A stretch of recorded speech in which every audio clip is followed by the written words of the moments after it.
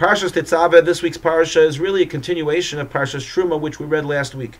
If Parshas Truma was part 1 of the Mishkan, then Parshas Tetzaveh is part 2. In Parshas Truma, we learned about the Mishkan itself, what it was to look like, how it would be built, the different parts, the planks, the sockets, the tapestries, the beautiful colors.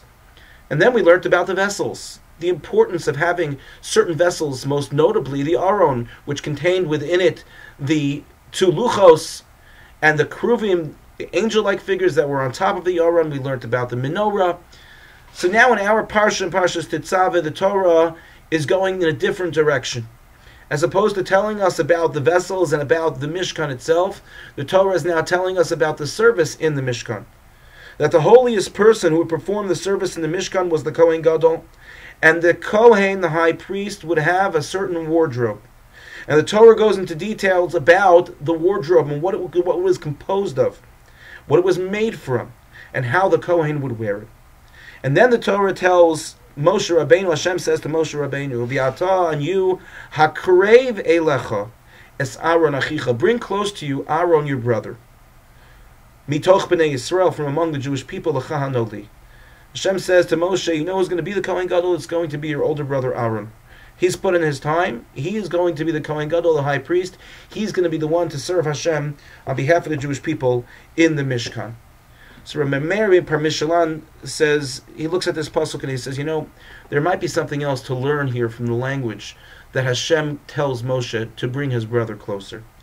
He says, we understand that Moshe and Aaron were very different people, very different personalities. Moshe was the Isha Elokim, he was the man of God.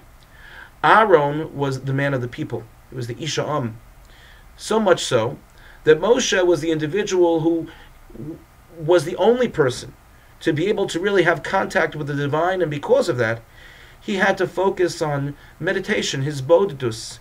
He would spend a tremendous amount of time with himself in order to prepare himself for connecting to HaKadosh Baruch Hu, to God, in order to prepare himself on a spiritual level to be able to transfer the word of Hashem to the people. And because of that, he was, much of his life, spent away from the rest of the Am, the rest of the people. Aaron, on the other hand, was an individual who was among the people. He was constantly being an Oev Shalom. He loved peace. He was Rodev Shalom. He was pursuing peace.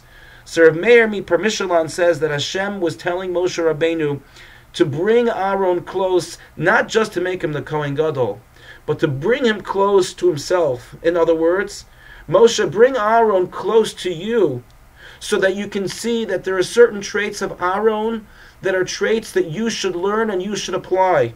That Hashem was telling Moshe to be the leader of the Jewish people doesn't mean only having a relationship with Hashem, but it also means learning from Aaron to have a relationship with the people as well.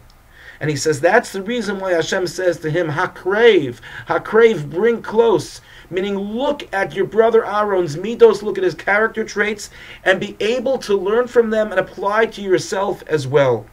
And what a powerful message that is, really, to all of us. Sometimes we look at individuals who have different character traits or different personalities than us, and we say to ourselves, my goodness, being around that person really drives me crazy. Or I couldn't imagine being as quiet as that individual. And we sometimes look at ourselves and those people and figure that we're in just different worlds and different planets. And so Rav Meir Parmishalan is really saying to us, maybe we need to look a second time and look at the character traits of others and say to ourselves, what is it that I could learn from someone who is different than me, from someone who is not like me? It doesn't mean that I need to be like them, but maybe it means that I could add something to my toolbox from the way in which they carry themselves, all dependent upon how I am and what potentially I see in them that would help me bring out the best within myself. That we always have to have an eye open, that even though Moshe Rabbeinu saw himself in one way, HaKadosh Baruch Hu was telling him, look, there's another way that you can be as well, which can only enhance you and make you an even better leader. May we be zochet to look at our fellow and look at them in a positive light. Look at them not for their chesronos, not for their shortcomings, but look at what it is that we can learn from them in order to help ourselves grow. Thank you for listening, and have a good Shabbos.